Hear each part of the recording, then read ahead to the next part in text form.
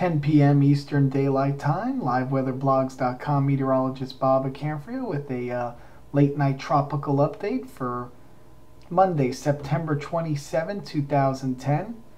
Finally got some computer access back so we could get these tropical updates going again. Been away for a couple days, and what we have this evening, we're watching the Invest 96L here in the northwestern Caribbean. You could see the looks like an area of low pressure is developing right here, right in the northwestern Caribbean. Pretty broad center right now, but it looks like it's starting to get itself together. You could kind of see a little bit of cyclonic turning right in this area right here, and this is where we're going to be watching development here. I kind of painted they do show low pressure here of about 1,000 millibars here, so this is starting to get itself together right in this area. And you can see here's this frontal system here has moved into the Gulf of Mexico and progressing a little farther east through Florida today. A lot of heavy rainfall through Florida. We right here in northeast Florida picked up some heavy thunderstorms and heavy rain.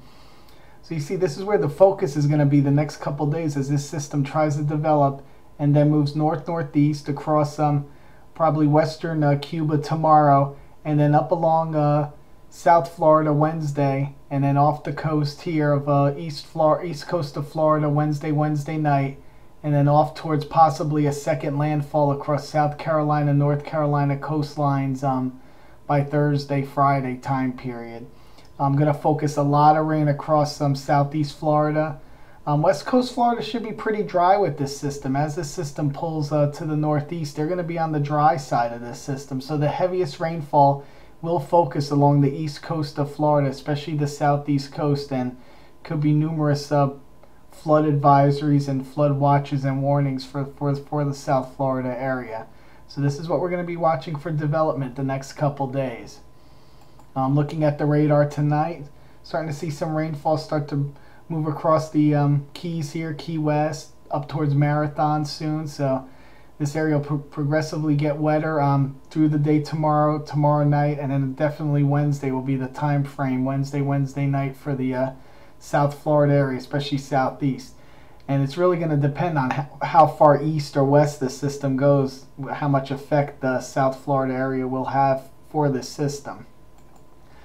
And of course, this is going to be kind of get tied up into this frontal system, so it should definitely start off fully tropical, but then as it moves along the coast, it could start getting some subtropical characteristics with it as it kind of gets tied up with this frontal boundary. So that'll be interesting to watch. And again, there will be a lot more shear as this system gets north and gets tied up with this frontal system. So whether this really could get really strong and really become a hurricane, highly doubtful. It'll be interesting to see how strong it does get before it gets towards Florida. Right now I would be thinking a tropical storm, but you know, could it get close to a Category 1 hurricane? Well, you never know. I mean, it's pretty low shear for the next day or two down here, and this could really get itself back together, but it's kind of a broad area right now, so I don't see it really tightening up that quick. So, you know, across South Florida, expect some tropical storm conditions, especially starting later tomorrow night into Wednesday. And then this is the area where we could really see it maybe start to develop even a little further here in this area between Florida and North Carolina. Warm Gulf Stream waters. Depends how far it gets tied up into that frontal system. Could have a chance to become close to a Category 1 hurricane if it could fully get tropical. Those are the unknowns right now. But again, the two areas to watch will be South Florida and then South Carolina, North Carolina coastlines. And then this could sneak all the way up the East Coast with some heavy rainfall as well. There's some model differences in the extended period, how far east this might get shoved off, or will it come directly up the coast? We'll have to see about that towards the weekend. And again, you can see where this is going. This is the steering currents. We have the trough in here, high pressure out here, and it's just going to follow this line just like this, right up the coast. These are the 0Z models this evening, and you could see pretty much this is the cluster we're going to watch right up here. This is courtesy of Clark Evans. And it'll really depend on where that low pressure actually forms. If it forms a little farther east, well, then these tracks could go a little farther east. If it forms a little farther west, then we might have a little farther west track. But again, the focus is definitely going to be on South Florida come Wednesday night. I don't think it's going to go out this way. Some of the BAM models showing out this way, but for the early run models, we're looking at something like this right here.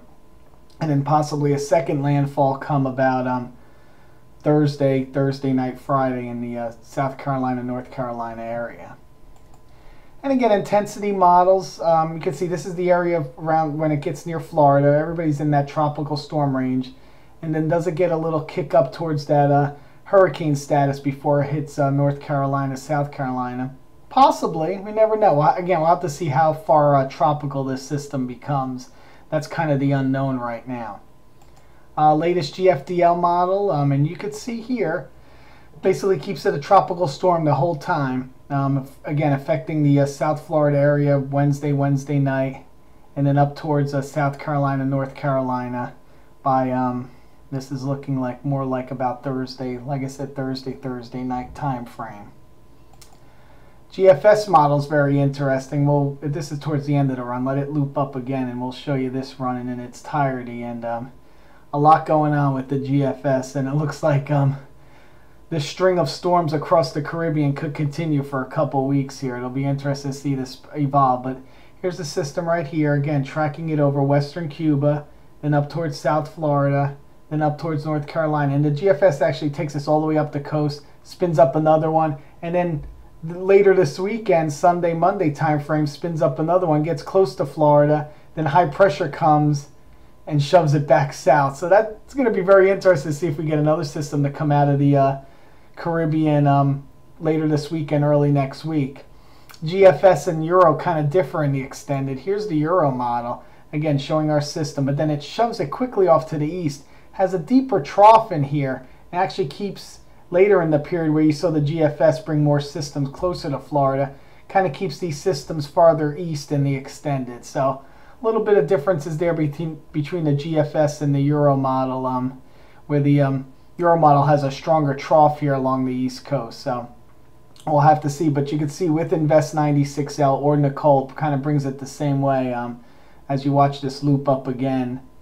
And here we go again, South Florida right here, and then towards North Carolina, and then it actually shoves it more northeast instead of bringing it up the coast. So we'll have to see how that pans out there. And then again, just looking at the bigger picture, it's interesting to see here we have two former storms here still trying to stay alive. We had Julia here, that was former Julia, still alive, if you can believe that. And look, Lisa doesn't want to die either. So we have the ghost of Lisa, the ghost of Julia. They're nothing but amusement right now. They're not going to do anything. But then here's where we're going to be watching all that heat bundled up here. And then we'll have Nicole and then possibly another storm try to develop and push north by the weekend, and then try to get towards Florida again.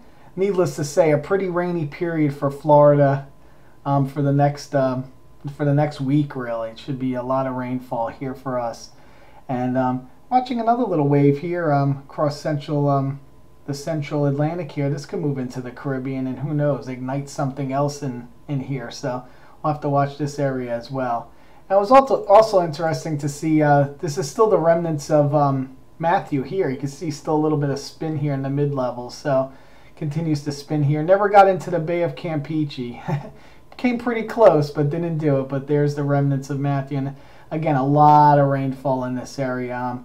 I've been kind of without the computer the last few days. I haven't caught a lot of news reports, but I'm pretty sure there's been a lot of bad flooding in this area. I'll have to catch up with that in the next day or two and report on that. Well, that's it for my tropical update tonight. I will not be able to get one out until probably later tomorrow or tomorrow evening. So this will tide everybody over until then. And I'm back in computer business now, so we should have updates the next couple days. Stay tuned to liveweatherblogs.com for all the latest weather information. Have a good night.